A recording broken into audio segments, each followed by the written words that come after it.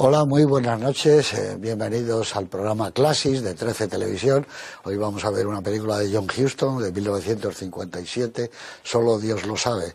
Y curiosamente, con el paso del tiempo, esta que fue una película, no digo yo maltratada por la crítica, pero sí que casi ninguneada o ignorada, como digo, ha pasado el tiempo y se ha convertido en una de las películas con menos pretensiones de John Huston y por tanto de la más sencilla y la más luminosa.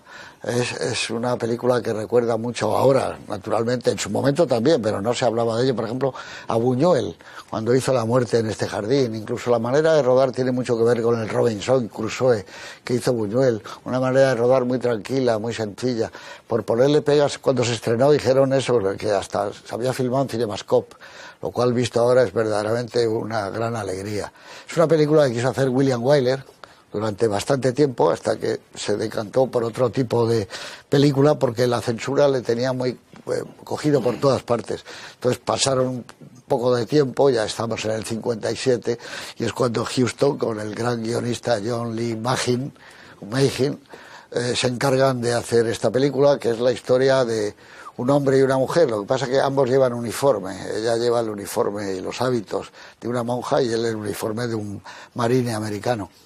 Se necesita naturalmente un par de intérpretes excepcionales, y aquí está Deborah Kerr, que fue nominada al Oscar por su trabajo, e injustamente no lo fue Robert Mitchum, que para mí hace, si no es el mejor, se le acerca mucho. Es un momento mágico de su carrera y de su personalidad y de su físico. Me recuerda mucho, por ejemplo, ese tipo de actores como Gregory Peck en Matar a un ruiseñor. Es perfecto, está en el momento ideal. Aquí también está atractivo, está tierno, está realmente brillante en todo momento. Es algo increíble. Ya lo verá en momentos cuando le dicen ¿qué es esto? Y habla del saque, los gestos que pone. Bueno, y es una historia de amor, naturalmente, de dos personas jóvenes que descubren que se quieren y que, como verán ustedes, es realmente insólito. Están solos en una isla que a veces aparecen por allí los japoneses, en el Pacífico, y yo creo que tomó muy buena nota algún director como John Milius cuando hizo El viento y el león, donde crea una película donde hay una historia de amor también que es increíblemente hermosa y bonita, ¿no? Bueno, creo que la película es de una limpieza y de una claridad y a la vez de una extraña profundidad, pero sobre todo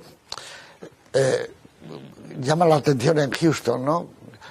Puede parecer a veces como se la comparó con la reina de África, porque también eran Bogart y Catherine Hepburn, ¿no? Pero no tiene nada que ver. Es una película que le surge a él, es como la bondad, la ternura, el respeto máximo por la religión, como también lo tuvo Buñuel en aquella película, ¿no? Y con las relaciones. Y no hay nada escabroso, sino al contrario, como digo y repito la palabra, de una limpieza curiosamente que tiene poco que ver con el gran Huston de películas como, no sé, el Tesoro de Sierra Madre o La carta del Kremlin. Aquí es como alguien, como recuerda a Renoir también en algunos aspectos. Pero bueno, son Eduardo Torres Dulce, muy buenas. Hola, José Luis, buenas noches. He querido poner esta película porque nunca se la ha valorado lo más mínimo, y realmente es una película que creo que es de las veces que el paso del tiempo las bendice, por así decirlo, en este caso. Probablemente es como tú has dicho, una película bastante inesperada en la filmografía, en general también bastante inesperada de Huston, que no es precisamente, no me extraña que tuvieran los chicos de los Cayers y los que han seguido o hemos seguido la política de los autores, y aquí está nuestro amigo Antonio Pruneda, que es un maestro de ello en seguir ese camino aquí en España, ¿no? Porque cambia continuamente de géneros, cambia de forma de rodar, cambia de estilos absolutamente, ¿no? Y eso es muy de agradecer por parte de los espectadores, porque si vas con ideas preconcebidas acerca de la película te encuentras con una sorpresa, y eso descoloque. Probablemente lo que pasara en aquellos tiempos es que los críticos se quedaran totalmente desconcertados, en primer lugar porque si Huston tenía la fama de ser a la vez un director muy partidario de los aventureros, ¿no? Y esto podría serlo de alguna forma, ¿no? Y había hecho películas bélicas también.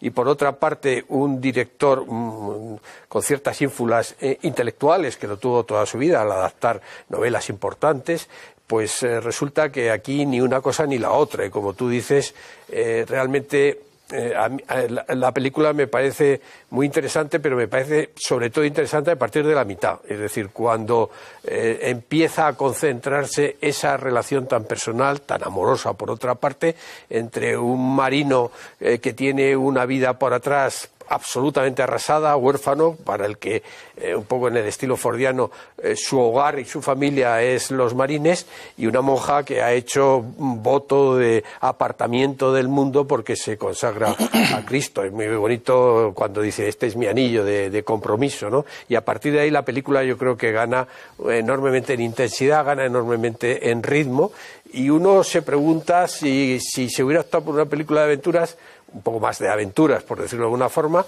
y en ese sentido la película se aproxima a La Reina de África, indiscutiblemente, pues quizás era una película para Raoul Walsh. Si hubiera sido una película, vamos a decir, de contenido más religioso, pues ahí podría haber estado Macquarie. Si hubiera sido una mezcla de ambas cosas, estaría Mogambo, cuyo guión es de John Lee Mayhew, que trabajó, y luego lo diremos, con los más grandes desde los años 30 y 40 y luego 50, ¿no?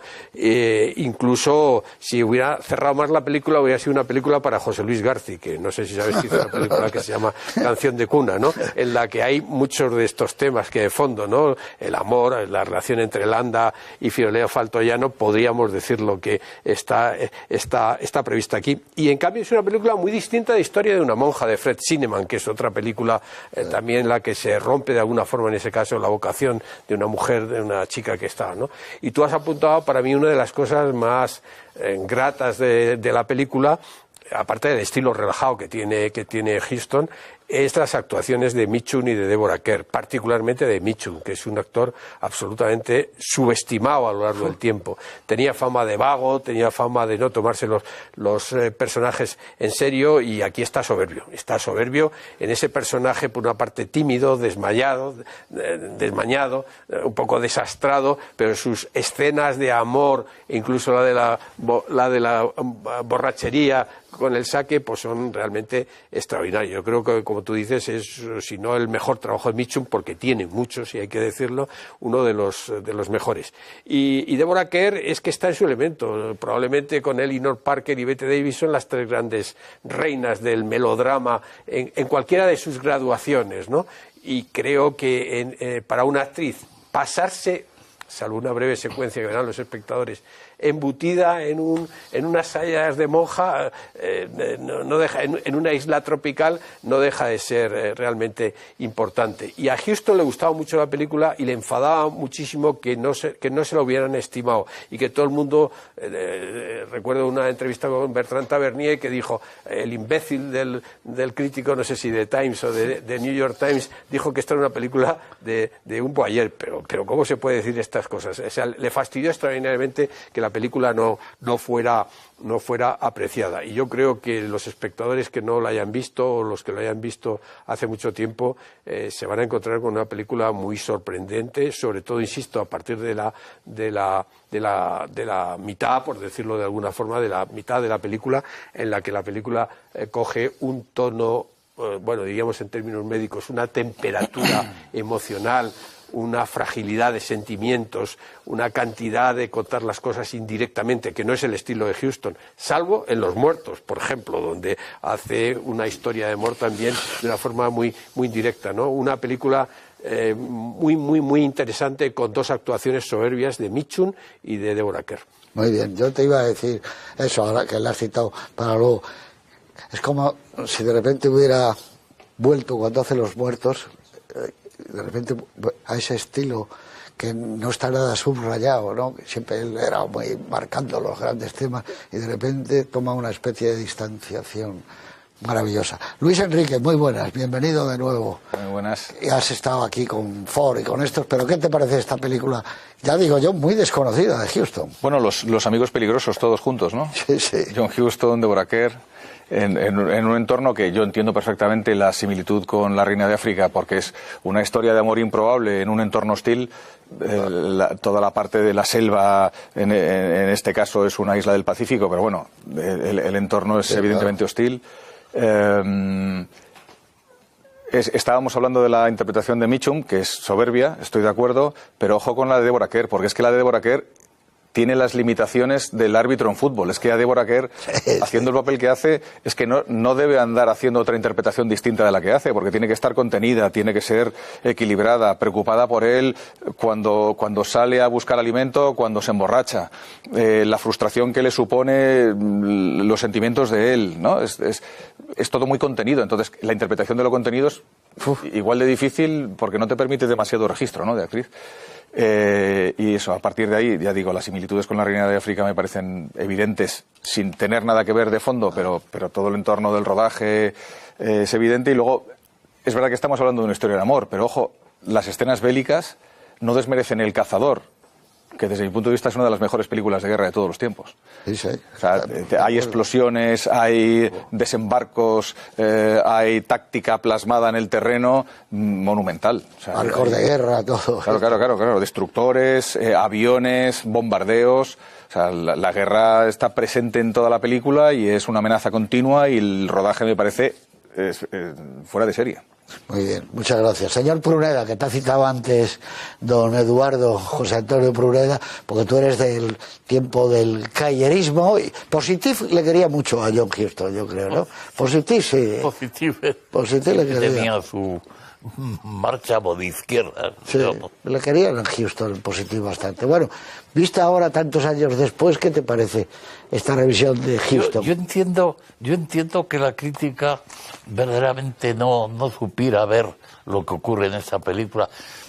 También pasa, hemos hablado todos de la Reina de África 7 años antes, y hay una diferencia muy grande entre lo que es la novela de Forrester para La Reina de África o la de Charles Soule para esta película, ¿no?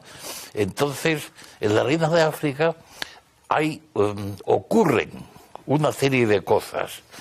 En esta película, aparentemente, no ocurren esas cosas. Hay una guerra, como decías tú, una guerra que está siempre presente, de alguna manera, pero tiene un reflejo indirecto sobre los protagonistas. Está ahí, no te puedes olvidar de ella. De hecho, pues de algún modo el personaje de Mitchum es un producto de eso, ¿no?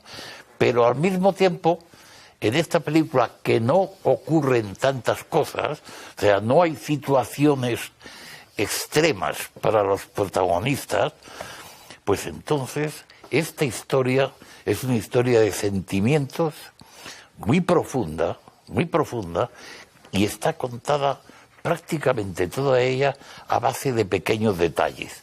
Si uno no percibes esos detalles, te estás perdiendo la película.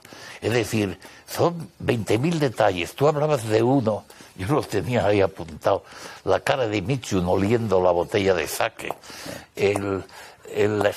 La alegría casi que se refleja en su cara cuando enciende la pipa del sacerdote muerto. El gesto de Deborah Kerr cuando intenta comer el pescado crudo. O sea, todos son como mimicosas que se van sumando.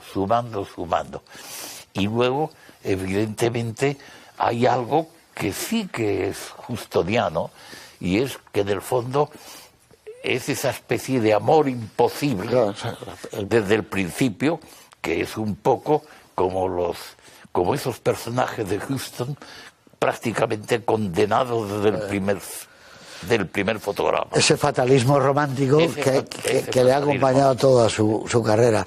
Y yo decía lo de Mitchum, ella está estupenda, como dice Luis Enríquez. A mí me contó, cuando yo le hice el libro de entrevistas, que uno de los momentos más importantes que había vivido como actriz era con Mitchum, cuando en esta película Mitchum se le declara.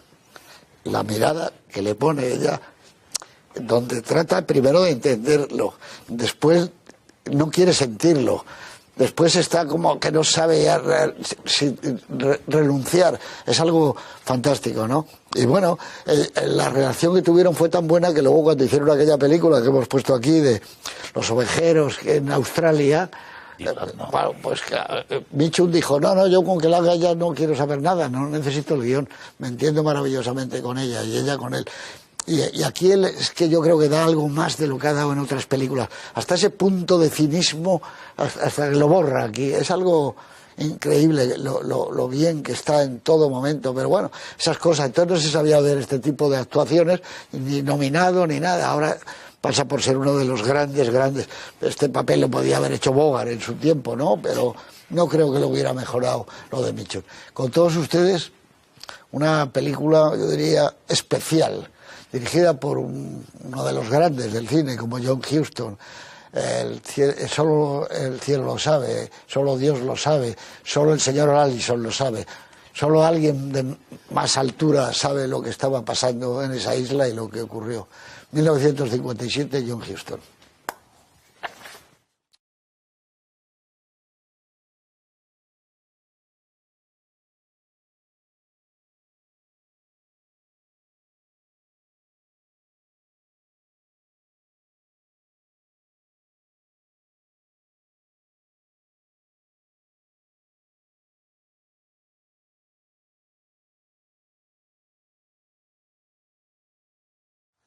Estamos de vuelta de la isla, que está rodada en Tobago, la película, por cierto, no fueron al Pacífico. Les dieron todo tipo de facilidades, lo han visto que al final le dan las gracias en los títulos de crédito. En el año 57 se publica un libro que marca una época, aunque parezca exagerado, es verdad. Es On the Road, en el camino, que la escribe Jack Kerouac y que, bueno, influye toda una generación.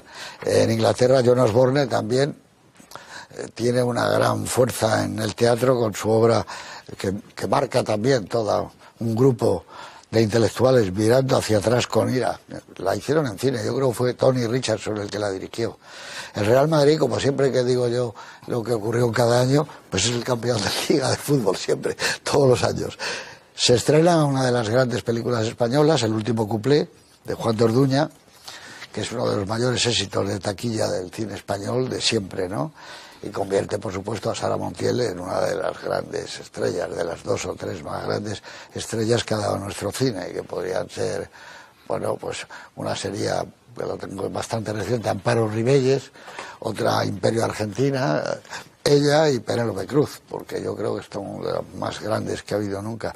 Los Óscar ese año se reparten poco porque casi todos se los lleva al puente sobre el río Cuey. Es una película de hombres donde apenas aparecen mujeres en un segmento pequeño de la película y en cambio el premio a la mejor actriz es para John Woodward por Las 3 caras de Eva, una película de Nunnally Johnson, alguien que también dentro de un tiempo alguien reivindicará porque era uno de los grandes intelectuales de Hollywood. Muere Stroheim, que es uno de los grandes, de nuestros primeros padres, podríamos decir, ¿no? Aparte de Avaricia, Esposas frívolas, La marcha nupcial, etcétera, como actor fue estupendo. Lo vio muy bien Billy Wilder cuando le llamó en 5 tumbas al Cairo. Y luego, bueno, El crepúsculo de los dioses. Y antes ya había luego La gran ilusión, Renoir. O sea, que estupendo. Y esto lo he querido recortar para... El Ministerio de Gobernación recuerda insistentemente que ante la llegada del verano los trajes de baño de 2 piezas están prohibidos para las mujeres y que los hombres no pueden bañarse en slip nunca. Las mujeres deberán llevar el pecho y la espalda cubiertos y usar faldita y los hombres pantalones de deporte. En la época del Maybach. Poco después tenía un bolsillito delante, pero no para las llaves del coche, porque nadie tenía coche. Tenía un bolsillito pues, para la cabina de las piscinas y cosas de esas. Y nada más. Es el año que también se publica otra gran novela de Boris Pasternak, obtiene el premio Nobel de Literatura y, como saben ustedes, el doctor Zivago no le dejan ir en la Unión Soviética ni a recogerlo ni prácticamente a decir nada. Y esa es, yo creo que lo grande. Terminar con literatura, digamos que Albert Camus recibe el premio Nobel. ese año de literatura. Y ya estamos en la isla, que es Tobago, ese territorio donde hay un trabajo físico de los actores tremendos, porque cuidado que hace cosas estupendas. A mí me impresiona siempre cuando le dice túmbate que vendrá la ola y te va a cubrir, ¿eh? Eso no hay truco, es él. Y le vemos que le pasa la ola, baja la ola, y otra vez sigue, respira, otra vez viene. Yo creo que estaba entregado como pocas veces Mitchum en esta película. Y cuenta en la entrevista esta que se reproduce en ese libro que tienes tú, sí, con Bertrand Tavernier para Positif, cuenta la enorme admiración que sintió como persona, una persona culta que dominaba el mundo de la cultura, aunque parezca lo contrario, ¿no? El personaje, todas las leyendas que habían con sus detenciones en Hollywood por los excesos de vida y tal, la música, él tiene discos de cantantes, a ti y a mí nos costó un viaje a Nueva York con el señor Luis Herrero, o sea, paso no reconocerlo, tiene un disco de calipsos fantástico. Hombre, aquí cuenta un poco cuando entona un poquito lo hace muy bien, exacto, ¿no? Cantaba muy bien, pero cuenta que en la secuencia en la que va arrastrándose camino del este, pues le gustó la primera toma a Huston, pero bueno, con perdón, como decirlo los directores, otra segunda, otra tercera, y al final imprimió la primera, ¿no? Y él avanzaba una y otra vez, y cuando se volvió tenía las manos y el cuerpo cubiertos de sangre, porque esa hierba era una hierba con unas láminas muy cortantes y además venenosa, y Mitchum se volvía de espaldas para que Huston no viera que estaba sangrando y dándole 1, 2 y 3, es decir, era extremadamente generoso. Y Hawks en El Dorado decía exactamente lo mismo, dice, tú tienes una fama, como le dijo a Dean Martin, ¿sabéis? Tenéis una fama de ser gente frívola, que no os estudien los personajes y tal, y dice, y eso es absolutamente falso. Y Mitchum le dijo, por favor, no vayas contándolo por ahí, no por el aura que tenía. Es que está extraordinario. Claro, es que lo detuvieron muchas veces por drogas, por eso, marihuana, ¿te acuerdas? Él era un libertario de la vida, un poco a otro nivel como Errol Flynn, con el que rodó a continuación Las raíces del cielo, ¿no? Y sí me gustaría destacar cómo es posible que alguien que hace, como tú dices, películas muy rotundas como Moby Dick, que es monumento a la literatura, después va a hacer The Mischief, pues haga de repente esta película, ¿no? Y a continuación la que rueda es El bárbaro y la geisha, que es una película alimenticia de todas, ¿no? Pero como tú has citado antes, al final de su vida hace Los muertos, que es una maravilla. Y que no tiene nada que ver con Moby Dick ni con nada.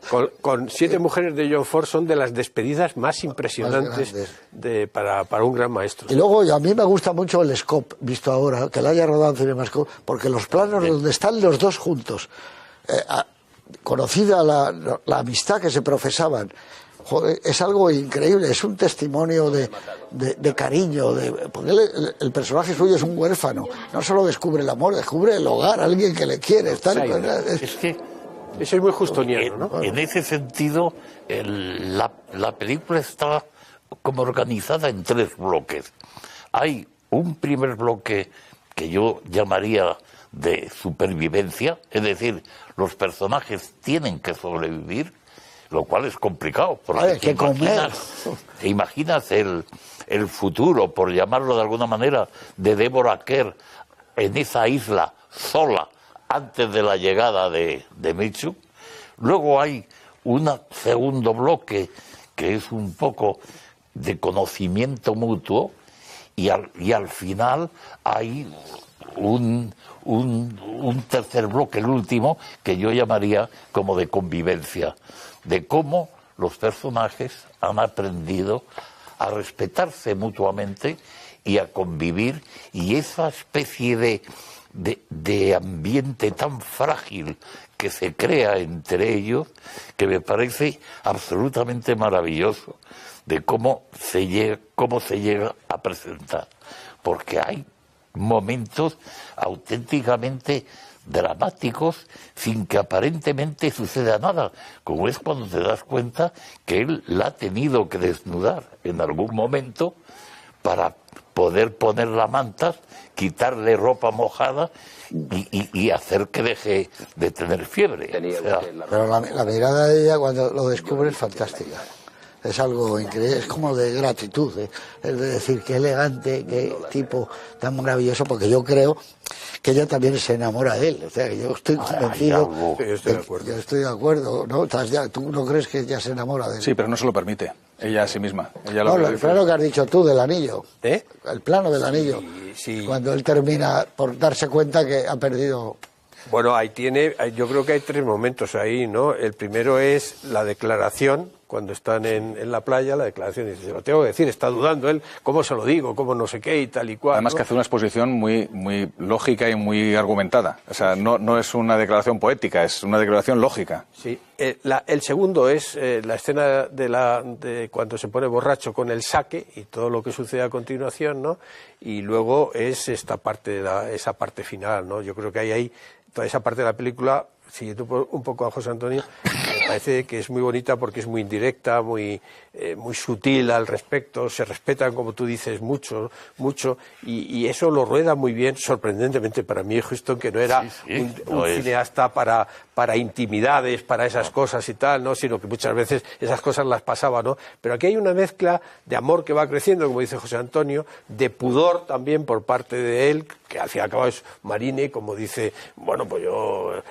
y luego también es muy bonito como él se disculpa cuando se da cuenta de que no puede seguir adelante, y dice, no, si tampoco es una vida para usted, ¿no? Si en el fondo ninguno de los dos queríamos se debe. Claro, los dos tienen un contrato, él con la Marina y ella con Cristo, por decirlo de alguna forma, pero ya en una situación en que lo pueden romper, ella no ha hecho todavía los votos correspondientes, ¿no? Y le abre la puerta, ahí es cuando él dice, ¿perdone?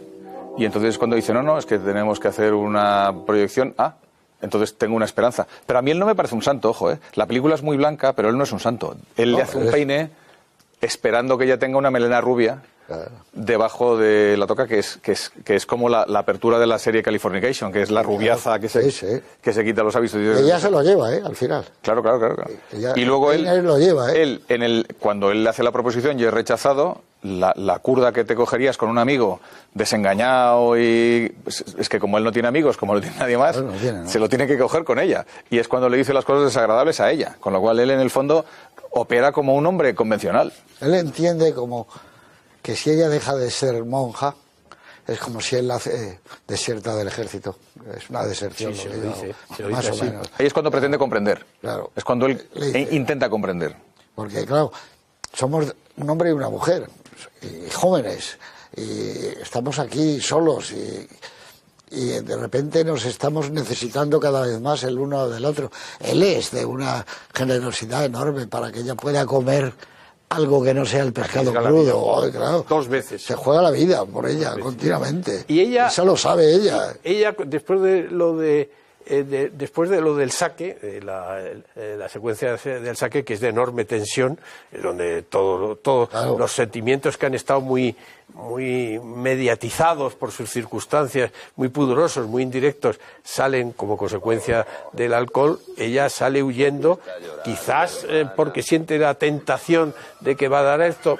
No creo que, como dice, porque le tenga miedo, ¿no? Sino porque probablemente cuando él le cuenta es que no vamos a salir nunca de aquí, es que vamos a seguir usted en una parte de la isla, yo en el otro, etcétera. Ahí se rompe algo en ella y escapa, ¿no? Con esa secuencia de la tormenta. Hay una mención específica. Dice, somos como Adán y Eva. Sí, sí. Esa es el detonante, prácticamente, esa especie de citar unos personajes bíblicos, es casi lo que provoca que ella se da perfectamente cuenta de la situación y sale huyendo. Bueno, ella al principio, me parece que lo habíais dicho alguno, ella es, me parece que lo había dicho José Antonio, ella es una náufraga, se ha quedado solo en la isla, no tiene ningún futuro. Y él acude a rescatarla, y esa idea de rescatarla y por otra parte de redención está ahí muy presente en la relación. A mí Huston dice que la novela de Charles Shaw, que yo no he leído, no tengo la menor idea, que era muy mala y que lo cambiaron totalmente y que lo que cogieron fue la situación de relación con ellos y la cambiaron absolutamente, ¿no?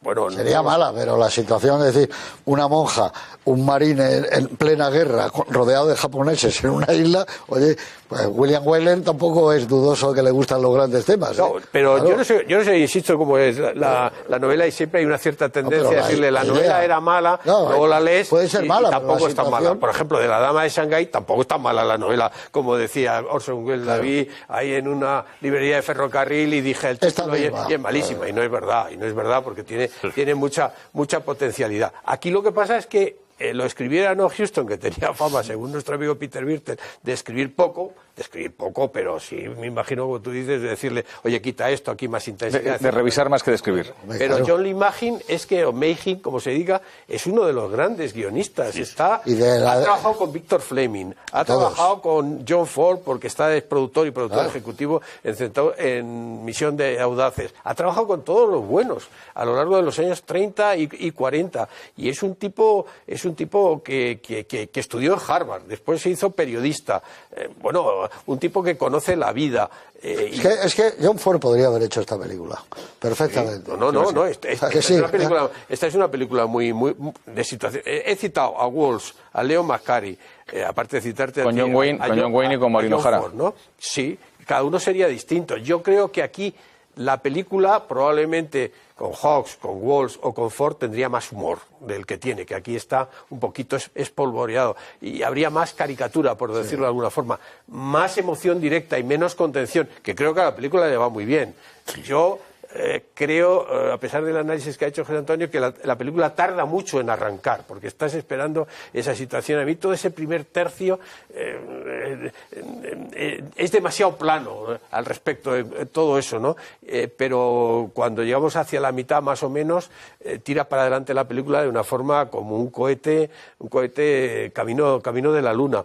Y para mí uno de los puntos detonantes es la larguísima secuencia que creo que está planificada y dirigida estupendamente, de cuando va el almacén para conseguir comida, para coger víveres. Yo creo que con la partida en medio de los 12 otros minutos, con unos cuantos añadidos de ella en la cueva, pero son 12 minutos de un suspense, ¿no? Sí. Y de una tensión y de una planificación por parte, incluido lo de la rata, etcétera, realmente soberbio. Es que si son descubiertos van a morir. Es que esto no es sonrisas y lágrimas. O sea, aquí no es una historia de amor de los hábitos y el oficial. No, es que se juegan la vida. Es que están a punto de morir 2 o 3 veces en la película. Y él demuestra también que es un profesional, porque cómo mata el tipo, no lo deja ni hablar, el cuchillo continuamente, ese cuchillo que está presente hasta en el crucifijo. Hay un plano que lo mete que es maravilloso, los dos. Ese es un detalle suyo, porque él no es un hombre religioso y de fe, dice, él no va a creer en Dios y esas cosas y tal y cual. Pero se da cuenta de lo importante que es para ella el crucifijo y lo rescata. Claro, por eso. Lo rescata esto. Calcinado. Eso es Maccari, eso es un plano de Maccari. Porque a mí me recuerda mucho la última película de Maccari, que también con William Holden, es en color, en scope. Satanás nunca duerme. Tiene mucho que ver por la mirada sobre los personajes. Lo que pasa es que aquí John Huston, que se apuntaba, que hay que hacer una a lo William Weller, la hago, que hay que hacer una a lo John Ford, la hago, puede hacer una épica, o sea, que dominaba muy bien todo. Esta es una de sus películas más personales. Sin ninguna duda, y por eso él estaba enfadado. Hay una mención al boxeo, que la mención al boxeo es completamente cogida por las hojas. O sea, esto es como ver un combate de boxeo desde arriba en la gruta cuando están viendo está muy bien. Claro, cuando están viendo el desembarco, claro, pero que trae el boxeo él que era eso es. Que él que era boxeador profesional. Qué buena escena es esa, y qué bien, cómo está filmada de bien, y cómo ven ellos que desembarcan joder, dices, estos tipos. ¿Por qué disparan? Porque tienen que disparar. Claro. Pues si no hay nadie, no importa. En un desembarco tienen que disparar. Pero fíjate, esa parte que tú dices, que es verdad que tarda quizá en arrancar. De hecho, Deborah Kerr no aparece hasta cuando llevas 8 minutos de película. Mudos, El comienzo de la película es completamente muda.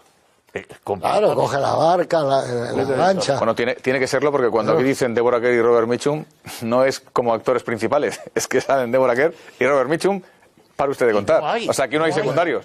En ninguna parte ves ningún otro actor. Creo que no hay un secundario que tenga una línea. El japonés que mata. Ese plano que hace al final de un soldado que mira cómo se llevan al tipo medio herido, medio muerto, fumándose un cigarro, y una monja que le va dando y poniendo el cigarro, ¿qué pensará? Yo siempre que la veía digo, estos han estado liados, ¿qué pensará?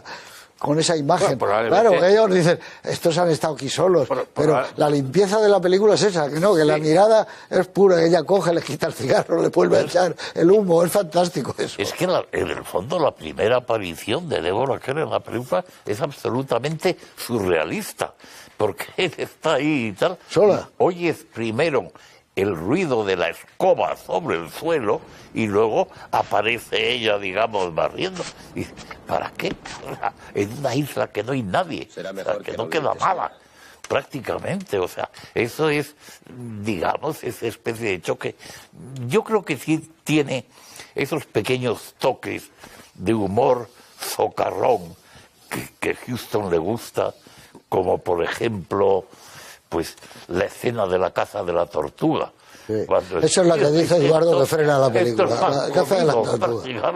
Y automáticamente la tortuga arranca y el tío sale por el aire.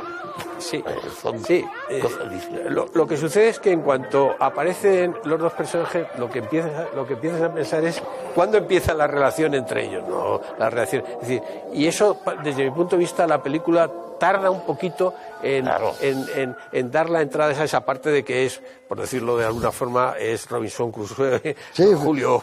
A mí me recordaba eso, cuando yo veía la supervivencia, en definitiva. Y esas películas de Buñuel, por eso digo yo, tiene esa cosa directa que tenía Buñuel. Ves Robinson Crusoe, está planificada de una manera muy sencilla, muy parecida, y la muerte en este jardín es igual. Y luego te asombra el enorme respeto con que tratan el tema, porque cualquier otro, bueno, enseguida se le hubiera ido la olla y te mete escenas, o que si ellas están luchando, cosas de esas. No. Delicadeza es la palabra. Bueno, sutil, es una película muy sutil. Él se afeita para cenar. Bueno, se afeita como Gary Cooper, en aquella película de Tambor Lejano, con el... Y luego viene uno de los planos... Concretamente... Claro, Tambor Lejano, cuando está dándose. De Alan Dwan, claro. sale... No, Raúl Walsh. Afeitándose con un cuchillo Gary Cooper. Raúl Walsh. O Raúl Walsh, sí. Perdón. Pero luego viene para mí, lo adelanto, uno de los planos más luminosos que yo recuerdo en el cine, que es él afeitado en el agua maravillosamente, con una alegría de vivir increíble, con una felicidad en medio de una isla que lo van a matar. Monta un plano parecido al de Seven Men From Now, con los remolinos de agua, Houston, porque vemos las tocas de ella sobre una roca, y deducimos que lógicamente ella se está bañando en otra parte de la playa, pero simplemente hay un pequeño movimiento de cámara hasta ir hasta ese momento de euforia, de exaltación que tiene en mitad del agua, ¿no? Y con eso ya dice la situación, y es muy bonito cuando le quita la ropa, que es la primera vez que vemos a Deborah Kerr. Qué plano tan bonito, con el pelo corto pelirrojo, flamígero, ¿no?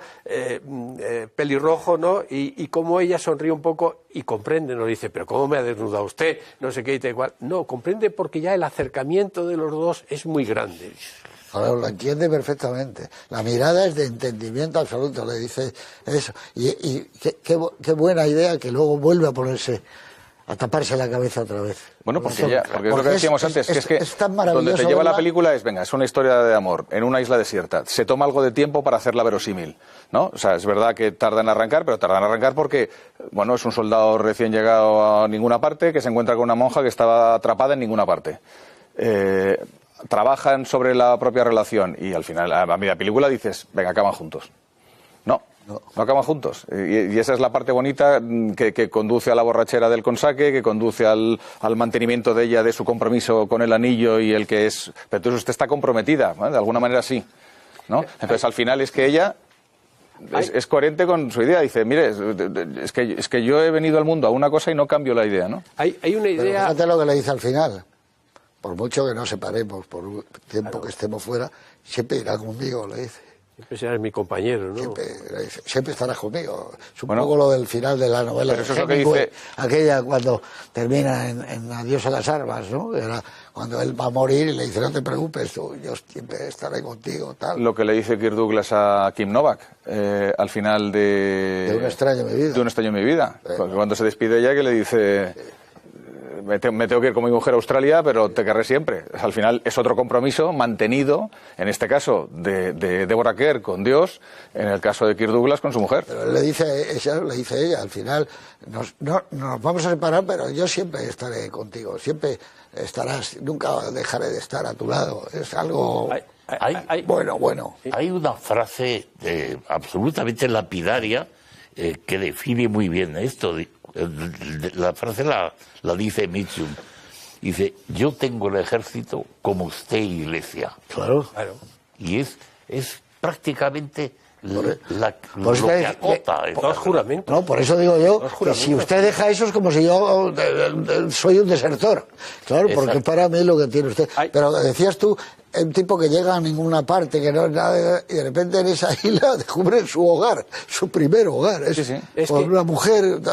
Es que ahí va. Hay una idea brillante de guión, está la novela, ¿no? Pero es brillante, y es cuando ellos se refugian en la cueva.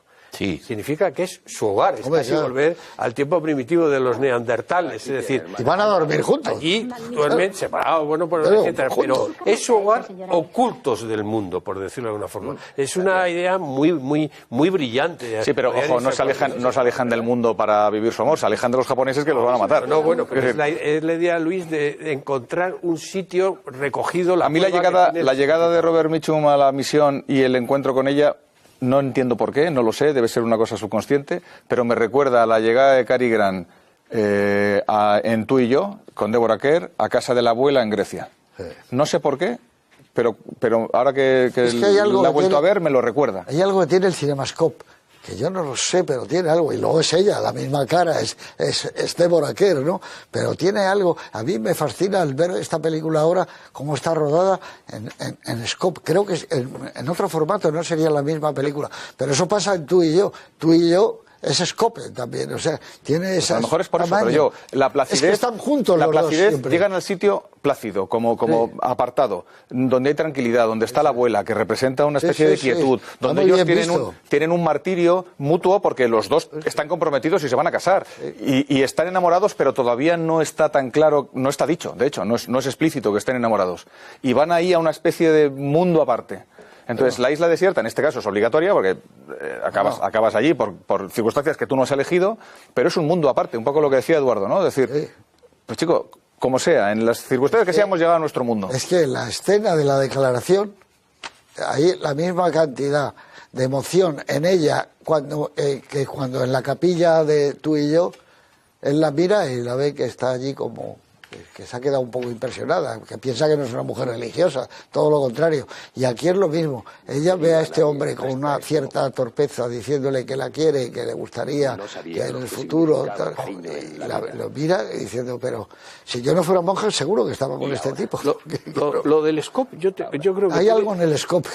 Pero fíjate, tú que has trabajado en alguna ocasión con el Scope... Pocas veces, mucho, porque me arrepiento. Solo 3 veces. Siempre lo dices, ¿no? Sí. Pero yo creo que eso tiene que ver necesariamente mucho o con el director de fotografía o con el cameraman. Es decir, tú puedes explicarle las cosas, pero cuando aquí tienes un director de fotografía estupendo, Oswald Morris, gran parte del equipo es británico, ¿eh? Claro, son de Moby Dick, son los mismos de Moby Dick. Gran parte del equipo es británico, quizás porque rodaban en Tobago, porque que hizo con él Ossie Morris hizo con él eso.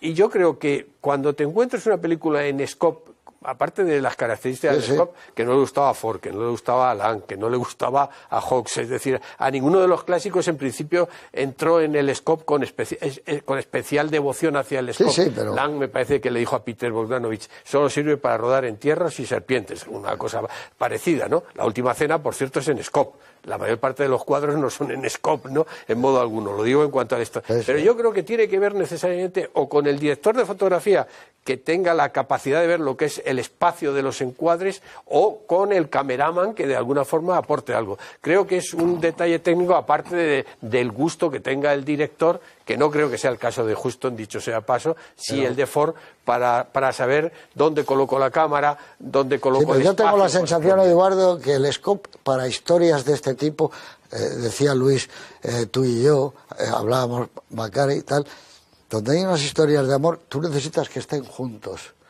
Puedes hacer planos contra planos, pero no lo haces. Necesitas que se miren, que estén juntos, casi que se toquen, que se rocen. Y entonces el escope te permite eso. Y te obliga a no cortar. A izquierda y derecha, no hace falta, ya os veo. Y entonces eso es lo que tiene una profundidad enorme, sobre todo para las miradas, no están trucadas, no es que mira ahora tú, no, estáis en el mismo encuadre y eso le da algo tremendo. O lo que tú decías, Luis, a la entrada. Cuando llega a la casa está la monja, joder, hay como una intimidad, de repente hay algo que se produce. Hay paz. Él viene de un naufragio amenazado por las bombas, como luego él cuenta. Llego arrastrándome a la isla sin saber lo que me voy a encontrar y me encuentro una misión y una monja con un blanco nuclear, guapa, y que me transmite quietud, paz, lo que tú decías. He llegado a una suerte de hogar que no conocía, pero que se siente así, ¿no? Tú que aprecias siempre a los cameraman, hay un movimiento de cámara, él arrastrándose y los soldados japoneses por ahí, muy largo, un traveling, que es soberbio, ¿eh? ¿Dónde coloca la cámara y cómo lo sigue reptando, casi por lo que decía, vale para las serpientes o para los entierros. Con todos los soldados de espaldas mientras él va... Él aprovecha cuando están ellos de espaldas. Y si viéramos aquí todos los movimientos que hay, que se mueve la cámara bastante, pero no la notas prácticamente. No. Claro, en scope mover la cámara es un problema como la copa de un pino. Aparte de iluminación, es que te desencuadra muchas cosas. El concepto que tienes del encuadre, parece una cámara en mano. Aquí efectivamente es de una suavidad, a veces ni te fijas que hay movimientos de cámara, ¿no? Y eso chapó para Morris a la hora de iluminar y sobre todo para no sé quién es el cameraman que tú siempre lo destacas, ¿no? Yo siempre lo destaco. El director de fotografía por quitarse el sombrero por Ricardo Navarrete, que ha trabajado tanto contigo y con David Lean y con tantos otros. Con Edgar Neville. Toda la filmografía. Pero aquí es como, de repente han dicho, vamos a hacer como una película de cámara, una obra de cámara, si somos tú y tú, no hay más, estamos tranquilos aquí en Tobago, vamos a montar y vamos a hacer como una obra de teatro. ¿Sabes qué película? Perdón un segundo. Que me recuerda también en la relación de los dos personajes, Robin y Marian. Sí, has dicho claro. El viento y el león, pero también Robin y Marian de Richard Lester. El regreso del cruzado, la monja que se encuentra a su antigua mujer, amante, lo que queramos, vestida de monja. Y según veía la película, estaba recordando a Robin y Marian. Pero fíjate esa frase de esa película, cuando le dice a él, te quiero más que a Dios, le dice, y muere Robin. Es impresionante ese momento. La idea clásica de lanzar la flecha, ¿no? Pero bueno, yo entiendo que Huston se sintió un poco como dolido porque dice, para una vez que me vuelco, que hago una película muy de lo que me decís, personal, íntima, donde pongo de verdad todo mi conocimiento, no solo aparatoso con estas obras que me gustan, y ahora no lo veis ninguno. Es un poco raro, él pensaría eso, y que al final cuando hago otra obra maestra como es Los Muertos, me voy, tampoco sé si voy a... Jugándose la vida. A mí me asombró esa capacidad de los directores que os gusta rodar, etcétera, y decir, muriéndose con la botella de oxígeno al lado todos los días y dando lo mejor de sí en esa adaptación. Pero sin que se notara. Es dificilísima, ¿eh? Pero sin que se notara, sin subrayados. Es decir, es que es muy otra vez sin pretensiones. Él no es nada afectado. Pues él no hace... A mí no me lo parece. A mí me parece que es un buen sufridor. Es el... ¿Quién? Houston. Bueno, Moby Dick está subrayadísima, ¿eh? Sí, subrayadísima, vamos, no creas, ¿eh? A mí me gusta mucho y la insignia roja del valor, ahí es donde quiso hacer arte. Que echa el hilo a la cometa. Él es capaz de ser absolutamente descontraído, El tesoro de Sierra Madre, o incluso películas que podía estar muy impostado, como Fat City. La rueda así, otra maravilla. La rueda así. Fat City es el lumpen mismo, es el boxeo del lumpen, ¿no? Sí, pero y por ejemplo, Vidas Rebeldes tiene alguna parte que dices, oye, aquí se nota que estoy con Arthur Miller. También son los actores. También son los actores. Bueno, ahí estaba Claire Gable, que no que no es precisamente un tipo intelectual, vamos, para los personajes. No, él tenía esa tendencia, pero cuando se quita esa tendencia es estupendo, como El hombre que quiso ser rey, pues es una película estupenda, ¿no? Y no de aventuras. De aventuras, claro, ¿no? Pero déjate de más cosas. Es que él, como has dicho tú muy bien, en Moby Dick quiere hacer otra cosa.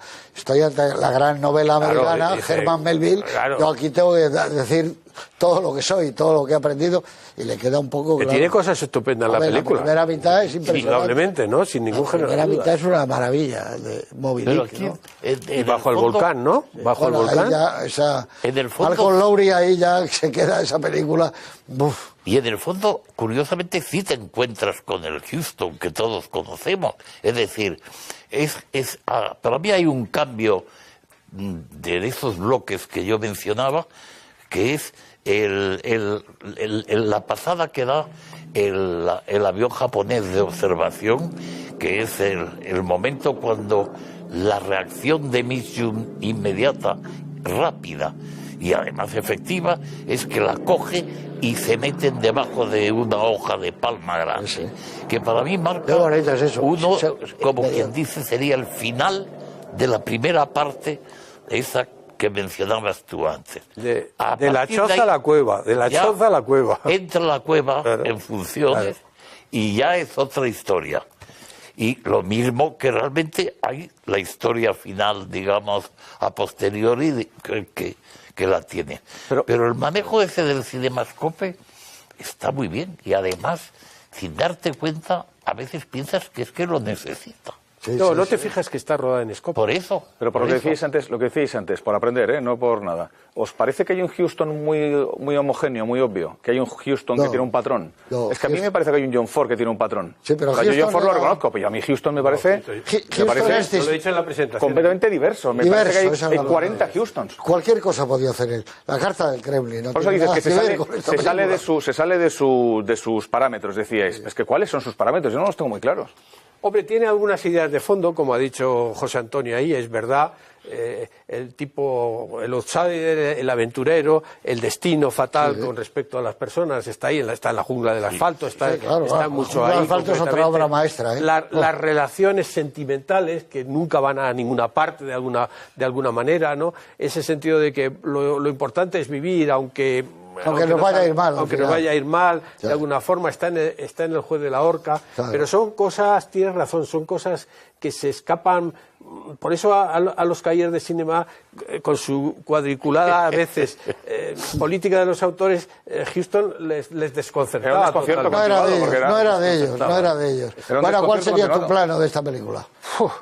Hay muchos, sí, de encuadres. Bueno, yo voy a elegir un momento que a mí me parece muy de Griffith, que curiosamente Houston tiene esos rasgos de repente de ingenuidad y de pureza, ¿no? En alguien que de vez en cuando es muy cultivado, muy intelectual y esas cosas y tal, ¿no? No hay que olvidar que hizo una película sobre Freud, que no está mal, y Montgomery Clift está un poquito pasado a veces, pero está estupendo. De todo. Pura y simplemente ese plano cuando Ingrid Bergman iba a decir, Dios mío, estoy pensando también en alguien que podía... Deborah Kerr descubre la flor del hibiscus, una flor roja que encuadra estupendamente Oswald Morris. Yo creo que ese es el momento en que él, aparte de la declaración, necesita hacerle un regalo, el peine también, bien envuelto como de regalo, y ella comprende que hay algo más detrás al respecto. Me parece que es ese momento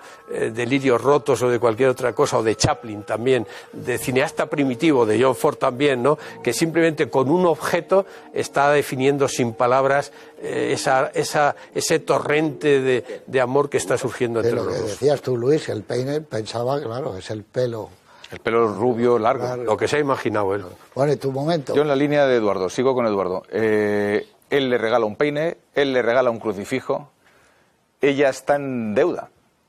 Y de repente le surge la oportunidad de saldar la deuda, que es entre el arroz, encuentra el saque. La escena del saque maravillosa es la de la kurda que él se coge y cómo lo paga con ella.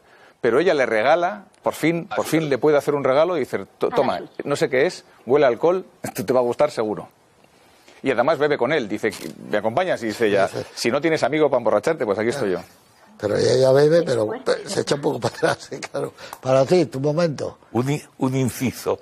A mí la escena del peine que me encanta es O. Henry. Es el cuento de O. Henry, claro, de la pareja. Que se corta el pelo para el reloj. Claro. Del reloj y de la peineta. El regalo de los magos, el título del cuento de O. Henry. Esa la hizo Howard Hawks. A mí, la escena... Howard Hawks lo hizo eso, lo rodó. No, la rodó, yo creo que la rueda Negulesco, ¿no? ¿Es eso? Sí, pero yo no sé, claro, es que ahí rodaron varios, pero puede ser Negulesco. Negulesco rueda la última hoja. La última hoja. Pues entonces quizás sea... sé. No, Henry King no, era... House, la es del la de pesado Marilyn del Monroe. niño, no. House la del... House es la del niño. El sí. niño pesado, y también la de Marilyn Monroe, que se meten en la cárcel al tipo que al final se arrepiente y dice, voy a ser bueno, y llega la policía y lo mete en la cárcel. 4 páginas de la vida era eso, Sí, ¿no? eso es. Bueno, a ver, tu pleno. O. Henry's Full House. Sí, la casa llena de O. Henry. Exacto. Pues la escena, tú la has mencionado antes, pero es que a mí me parece encantadora. Es Mitchum bajando en camilla, digamos, a la escena final, por esa especie de pasarela de madera. Hay soldados mirando, Claro. un poco, y ella al lado que le va cogiendo el cigarrillo, se lo mete en la boca, el otro da una chupada, se lo vuelve a quitar, se lo vuelve a dar. Me parece de una ternura fascinante. A mí ya lo he dicho al principio, el gesto de él cuando ella le lleva el sake y le explica que es una japonés, y de repente lo huele, la cara de pícaro que dice que pone él es fantástica, y se lo ofrece, dice, yo no puedo pedir más, estoy con ella, tengo la bebida, esto es fantástico, no, estamos solos, es como diciendo, he encontrado algo que había estado buscando toda mi vida, ¿no? Pero es curioso, como cuando uno hace un tipo de película y que no lo vieran, pero sí lo vieron los actores, porque Mitchum, tú lo has dicho, ¿no?, que viene, y Débora se dieron cuenta de que estaban haciendo una película especial ellos. Y funciona muy bien la química entre los Wow, dos. eso sí, claro. La clásica Esto... película que si o tú te equivocas en el casting o no existe la química entre los dos, una relación de tanta intimidad sentimental, emocional, frágil, indirecta y sutil, no, la película se derrumba. No hemos hablado de eso, pero eso es fundamental, lo que acabas de decir. Esa percepción de cómo se entienden entre ellos. Es una maravilla. Manteniendo las distancias, ¿eh? Sí, Pese a todo, ¿no? Por supuesto. Sí, es verdad. Sí, pero se miran de una manera tan intensa y a la vez tan limpia, tan clara, que la película lo que tiene es una película muy clara. Y entonces ellos, dices, están cómodos uno junto a otro, están a gusto, se han encontrado, no sé. Y claro, ¿qué hubiera pasado si la guerra dura más y estos siguen en la isla? Eso tampoco lo hubiéramos sabido, que hubiera acabado, claro. Ese es otro... En la entrevista esa dice, quería obtener relaciones puras, virginales, extremadamente sensible. Esos dos personajes debían ser muy sensibles, es decir, y eso está muy bien expresado en la película. Puede que esté muy bien escrito en el guión, pero Huston lo lleva, como ha dicho José Antonio, con aparte de pudor, con una extraordinaria sensibilidad, ¿no? Eso lo transmiten igual en la película cuando él está con las ovejas y cuando ella llega y llegan a la tienda y ella se va desnudando, él la mira, es su marido y tal. Ese momento lo tienen de intimidad. Claro, ya te digo que él dijo, no, si trabaja ella no quiero ni leer el guión, lo hago con ella. Es que Mitchum era mucho mejor actor, eso también lo hemos descubierto con los años en todas las películas que ha hecho. Fíjate aquella que llevaba lo del odio.